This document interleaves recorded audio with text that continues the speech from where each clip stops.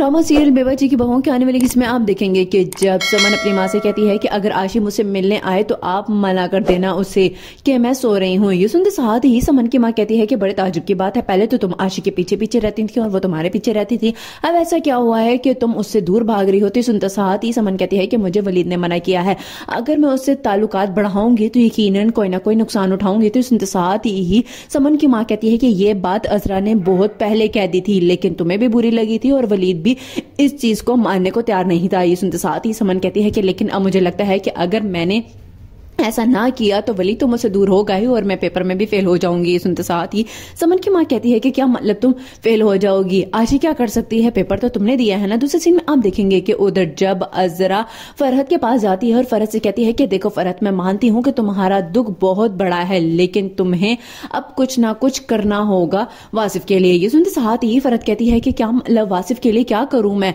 मुझे बताएं, मेरे माँ बाप इस दुनिया से चले गए और आप कह रही हैं कि मैं अभी भी वासिफ के लिए ही कुछ ना कुछ सोचूं, कम से कम 4 दिन तो शौक मनाने दें। सुनते साथ ही अजरा कहती है कि अगर तुमने वासिफ पे तवज्जो ना दी, इसी तरह ही शौक में ही पड़ी रही तो पुप्पो हमला कर देंगी तुम दोनों के ऊपर दोबारा से। सुनते साथ ही फरहत कहती है कि कभी आप पुप्पो के पीछे पड़ी होती हैं, कभी आप वासिफ के पीछे पड़ी होती हैं, आखिर क्यों नहीं जान छोड़ देती हैं। लास्ट में आप देखेंगे कि उधर जब पुप्पो जाके सायरा से कहती हैं कि सायरा, मुझे लगता है कि अब बहुत जल्द हम यहाँ से सब कुछ समेट कर निकल पड़ेंगे। ये सुनते साथ ही सायरा कहती है कि ऐसा हरगिज नहीं होने वाला है, क्योंकि आपको पता है कि अजरा की अम्मा आ रही हैं इस घर में रहने के लिए।